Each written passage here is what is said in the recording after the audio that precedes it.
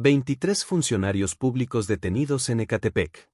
No por corrupción financiera, ni por omisión administrativa. No.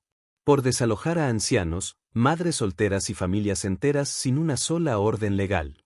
Por arrastrar muebles, cerrar casas, romper cerraduras y dejar a personas vulnerables en la calle, mientras se cubrían con la autoridad de un cargo público. Y lo hicieron en grupo, con patrullas municipales, con uniformes, con supuestos documentos falsificados y sobre todo, con total impunidad. Hasta que alguien dijo basta. Ese alguien fue Harfuch. El operativo fue certero, sin espectáculo, pero con firmeza. Y aunque muchos medios han contado la superficie, fueron detenidos. Se investiga abuso de poder, aquí vamos a contarte lo que se escondía debajo de esa superficie. Porque esta no fue una acción aislada de funcionarios que se pasaron de listos. Esto fue una estructura.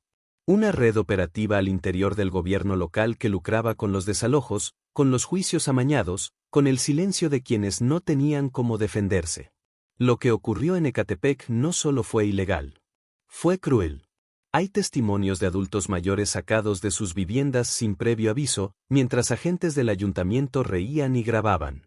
Hay denuncias de amenazas a quienes intentaban frenar los desalojos, y audios donde se escucha a jefes de departamento ordenar hacer limpieza en zonas donde los terrenos ya estaban vendidos. Como si las personas fueran estorbos. Como si una madre con su hijo valiera menos que un contrato firmado bajo la mesa. ¿Por qué lo hicieron? ¿Quién les dio poder para actuar así? ¿Y cuántos más sabían lo que ocurría y decidieron callar? Esas son las preguntas que van más allá del titular. Porque si 23 personas están detenidas, eso implica que alguien les autorizó, alguien lo encubrió, y alguien probablemente ya está escondiendo los archivos antes de que llegue el siguiente cateo. Este es un caso que no se cierra con la foto de esposados. Apenas empieza. Porque si el abuso fue institucional, la pregunta es mucho más grave. ¿Cuántos municipios más están haciendo lo mismo sin que nadie los grabe?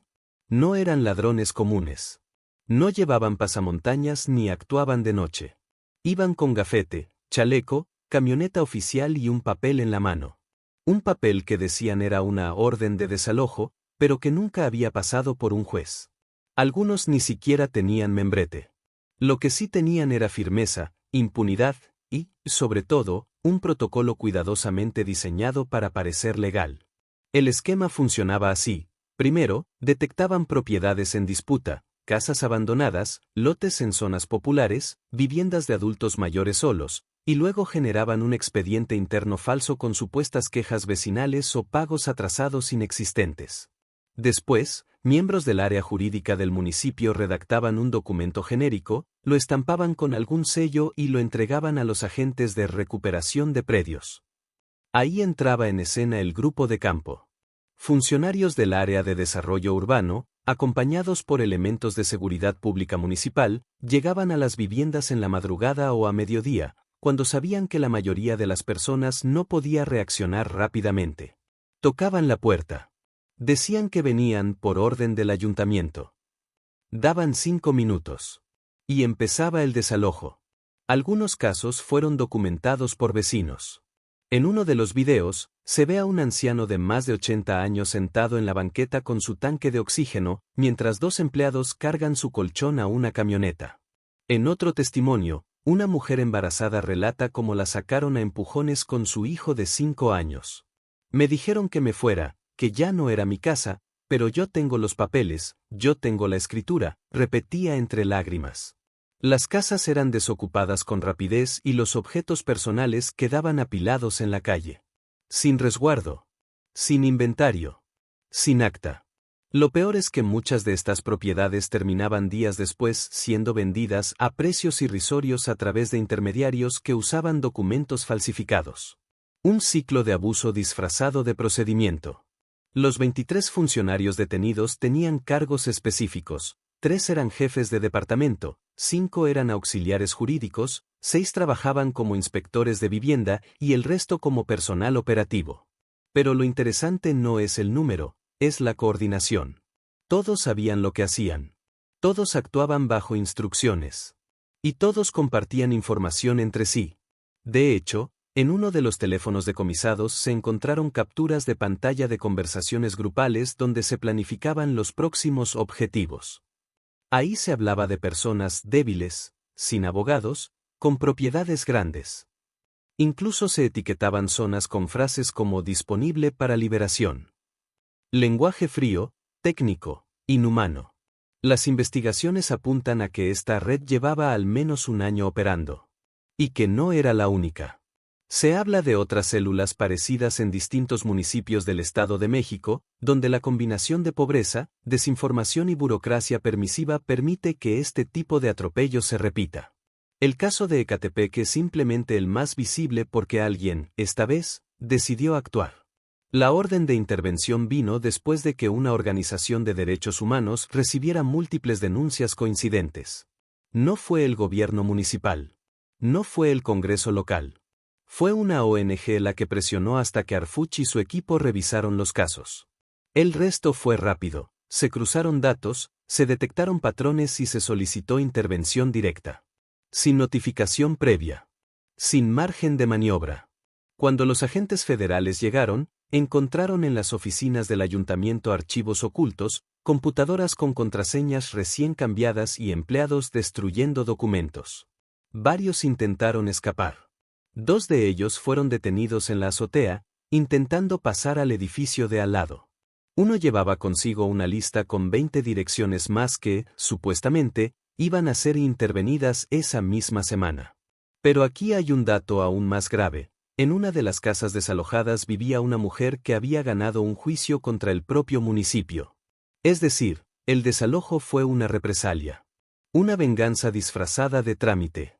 Y eso cambia el panorama. Ya no estamos hablando de abusos. Estamos hablando de persecución.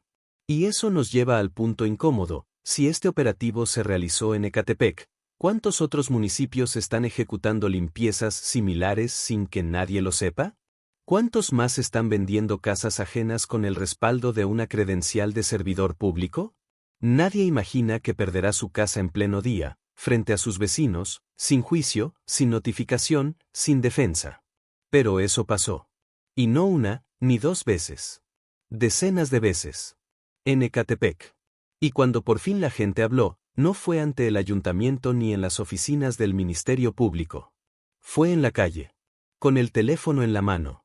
Grabando. Denunciando. Suplicando. Uno de los testimonios más crudos es el de doña Estela, una mujer de 73 años con movilidad limitada, desalojada junto a su esposo enfermo. No nos dijeron nada, solo que teníamos 5 minutos para salir. Me quitaron mi silla, mis cosas. Me quedé sentada en la banqueta, llorando. Les pedí que me dejaran sacar los papeles de mi esposo, y se rieron. Esa risa quedó grabada en un video que se hizo viral en cuestión de horas. Y esa imagen, 2 ancianos con sus pertenencias en bolsas negras, solos, humillados, fue la que encendió la mecha. Luego llegó el audio. Una grabación filtrada desde el interior del grupo de funcionarios detenidos. En ella se escucha claramente a un supervisor decir, mañana le toca al de la esquina, el viejito ese que se pone al tiro con todo. A ese hay que sacarlo sin avisar. Risas de fondo. Palabras como paquete completado, entrega hecha, firme en papel. Ninguna mención de ley, ni protocolo. Solo lenguaje logístico. Como si se tratara de mudanzas, no de vidas humanas. Y así comenzó la tormenta. Decenas de familias publicaron videos, fotografías, recibos, escrituras, todo. Se organizaron en grupos de WhatsApp, luego en colectivos. El nombre que más se repetía en las denuncias, Dirección de Desarrollo Urbano. Una oficina que, hasta hace poco, era prácticamente invisible. De repente, era el corazón del escándalo. El centro de operaciones donde se armaban los expedientes falsos y se coordinaban los movimientos. Una joven madre, Diana, también habló, vinieron con 6 hombres. No me dejaron hablar. Me sacaron a empujones. Tenía a mi bebé dormido. Me lo arrebataron como si fuera un mueble. Dicen que hay una orden, pero nunca me la enseñaron. Mi casa ahora la están vendiendo por Facebook. Sí, por Facebook. Los grupos de compraventa local tienen publicaciones con fotos de esas propiedades, ya vacías, ya listas para entrega inmediata. El colmo. La indignación se trasladó a redes sociales. Hashtags como almohadilla Ecatepec sin piedad y almohadilla justicia para los desalojados comenzaron a posicionarse. Pero no por activistas ni por influencers. Por gente común. Vecinos. Estudiantes. Adultos mayores. Todos hartos. Todos con miedo de ser los siguientes. Porque en este juego de poder, la vulnerabilidad es la mejor diana. Y en Ecatepec, ser pobre, ser viejo o vivir solo ya te convertía en objetivo. Las marchas no tardaron. La primera fue espontánea. Unas 20 personas. Luego 40. Después más de 200. Afuera del Palacio Municipal. Carteles con frases como no somos invasores, somos vecinos o queremos justicia, no desalojo. Policías locales miraban desde dentro. Sin expresión. Sin explicación. Sin acción. Y mientras tanto, los altos mandos callaban. Ni el presidente municipal ni el secretario de gobierno local dieron la cara. Solo un boletín ambiguo que hablaba de revisión interna y respeto a los derechos humanos, justo cuando más los habían pisoteado. Esa postura marcó un giro. Porque por primera vez en meses, la ciudadanía vio una reacción concreta. Y no solo detenciones, también peritajes, seguimiento, auditorías. Se anunciaron nuevas líneas de investigación. Se pidió a las víctimas acercarse a la FGR con documentación. Y lo hicieron. En masa. Más de 80 denuncias en 5 días. Sin embargo, surge una pregunta amarga. ¿Por qué fue necesario llegar a este punto? ¿Por qué tantas personas tuvieron que ser destruidas emocionalmente para que se actuara? ¿Y cuántos más quedaron en el camino sin cámara, sin testigo, sin viralización? Porque si el sistema solo responde cuando el escándalo se vuelve tendencia, ¿qué pasa con todos los abusos que no se graban? La mañana del operativo no hubo advertencias. No hubo avisos a los medios ni filtraciones a periodistas. Solo un silencio quirúrgico, típico de las intervenciones donde hay algo más que perder que reputación. Harfuch sabía que este no era un caso común. No era una red criminal externa. Era un grupo incrustado en el aparato gubernamental, con poder, cargos y acceso a documentos oficiales. Cualquier error podría haber significado el encubrimiento total de la evidencia. La entrada fue simultánea en 3 puntos: Oficinas de Desarrollo Urbano, Jurídico Municipal y el Archivo Central de Bienestar Social. En cada una, agentes federales acompañados por auditores y peritos digitales. Nada de policías municipales. No se confió en ellos. El operativo fue limpio, rápido y sin resistencia, al menos física. Porque lo que sí encontraron fue resistencia documental. Desde el primer minuto comenzaron a aparecer irregularidades. Computadoras sin discos duros. Cajones vacíos. Carpetas incompletas. Y una serie de archivos clasificados como no localizados en el sistema interno del ayuntamiento. Algunos habían sido eliminados esa misma madrugada. Otros, según informes posteriores, estaban siendo enviados a correos personales de funcionarios clave. Uno de los hallazgos más reveladores fue una hoja de cálculo con nombres y direcciones marcadas como prioridad alta. Casi 50 propiedades etiquetadas para intervención inminente, acompañadas de comentarios como abandonada, sin respuesta legal, madre soltera, sin recursos, anciano solo, sin defensa. Eran objetivos, no ciudadanos. Y lo peor, muchos ya habían sido desalojados. Otra carpeta contenía contratos de reubicación inmediata firmados por terceros que, tras verificación, no existían en el padrón de proveedores. Es decir, empresas fantasma que cobraban por gestionar espacios que nunca fueron entregados. En algunos casos, los montos superaban los 2 millones de pesos. Y el beneficiario siempre era el mismo círculo de operadores. Una red de saqueo legalizado. También se recuperaron audios internos donde funcionarios discuten cómo manipular solicitudes de información para evitar entregar datos reales. Tú mándales cualquier cosa, mientras tengas ello, dice una voz masculina. Otra responde, con eso se calman. Si piden más, les decimos que está en proceso. Así operaban. A punta de tecnicismos, sellos y negligencia calculada. Pero lo más incómodo fue lo que apareció en una carpeta rotulada como preservar. Ahí estaban respaldos de correos electrónicos donde se discutía abiertamente el uso de estos desalojos como gestión territorial para favorecer futuras licitaciones de obra. En otras palabras, estaban limpiando zonas conflictivas para abrir paso a proyectos privados. Y lo sabían todos. Incluso algunos regidores que hoy se dicen sorprendidos por la situación. El golpe político fue inmediato. Pero Harfuch no se detuvo en la detención. Ordenó el congelamiento de cuentas de al menos 8 funcionarios y pidió colaboración directa con la UIF. El mensaje era claro: esto no se queda en los ejecutores. Vamos tras los beneficiarios. Además, se descubrieron más de 40 carpetas físicas almacenadas en un archivo oculto, un cuarto cerrado con candado dentro de una bodega sin registrar en el plano del edificio municipal, donde se archivaban denuncias ciudadanas que nunca llegaron a manos de la fiscalía. Cartas, firmas, pruebas, todo ignorado. Ahí estaban los primeros gritos de alerta. Nadie los escuchó. O peor, alguien los enterró. Uno de los momentos más tensos del operativo fue la detención del jefe jurídico, quien intentó refugiarse en un vehículo oficial. Llevaba consigo una mochila con 3 memorias USB, una libreta de contactos y un sobre con efectivo. Cuando se le preguntó por la procedencia del dinero, respondió: para gastos de oficina. Ningún gasto institucional requiere fajos de billetes de 500 pesos doblados con ligas.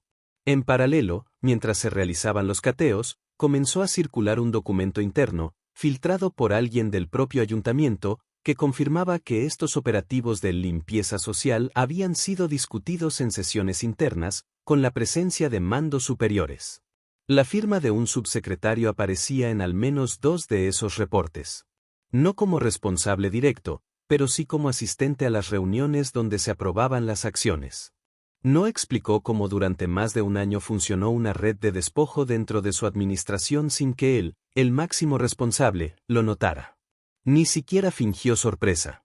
Solo habló de hechos lamentables, como si los desalojos ilegales fueran un accidente de tránsito. Los regidores, por su parte, activaron el modo defensa institucional. Emitieron un boletín conjunto donde aseguraron que todos los procedimientos realizados por el ayuntamiento se han apegado a derecho. Un boletín que salió el mismo día en que los federales estaban sacando carpetas falsas de los archivos municipales. El contraste no pudo ser más grotesco. En el Congreso local, la reacción fue aún más tibia. Ningún legislador propuso una investigación independiente. Ninguna comisión pidió acceso a la información incautada. Solo un par de diputados, de oposición, subieron a tribuna para exigir transparencia. El resto prefirió hablar de movilidad, basura o salud pública. Como si 23 detenciones en un solo municipio no fueran motivo suficiente para detener la agenda. Lo más grave es que algunos actores políticos intentaron relativizar el escándalo. Un funcionario estatal llegó a declarar que estos son casos aislados que no deben empañar la labor de miles de servidores honestos. El clásico comodín. Pero en este caso, el comodín se usó para encubrir una red organizada con estructuras, jerarquías y una mecánica tan repetitiva que resulta imposible llamarla aislada. Y ahí comenzó el segundo operativo. No el de Harfuch, sino el de contención mediática. Se activaron columnistas afines. Se filtraron nuevas versiones donde se insinuaba que algunas víctimas habían sido invasores. Se buscaron testimonios que desprestigiaran a quienes denunciaron públicamente. El viejo truco: criminalizar al afectado para salvar al agresor. Una televisora local incluso presentó un reportaje donde se afirmaba que algunos de los desalojados nunca comprobaron legalmente la propiedad. Sin mencionar que fueron sacados sin orden judicial. Sin aviso. Sin defensa. En el mundo del cinismo institucional, la falta de papeles justifica la humillación. Y eso lo sabe cualquier ciudadano que haya pisado una oficina pública con una queja real: si no traes un sello, no eres nadie. Mientras tanto, en redes sociales, el repudio crecía. No porque la gente sea ingenua, sino porque ya está harta de que todo se maquille. Porque la indignación no es por un caso, sino por el patrón. Porque no es la primera vez. Y porque muchos saben, por experiencia propia, que en México no siempre gana el que tiene la razón, sino el que tiene acceso al escritorio correcto. Lo más revelador fue la aparición de funcionarios que intentaron deslindarse diciendo que ellos no sabían nada, que no estaban involucrados, que solo firmaban lo que les daban. Otra joya del absurdo: servidores públicos que cobran, deciden y firman, pero nunca saben. Y si eso fuera cierto, entonces deberían ser despedidos por ineptitud, no defendidos por ignorancia. Y ahí está la tensión que abre lo que viene. Si el gobierno local, los partidos y el Congreso no reaccionan como deberían, ¿quién realmente está del lado de los ciudadanos? ¿Y qué mecanismos están dispuestos a activar cuando los abusos se repiten fuera del foco mediático?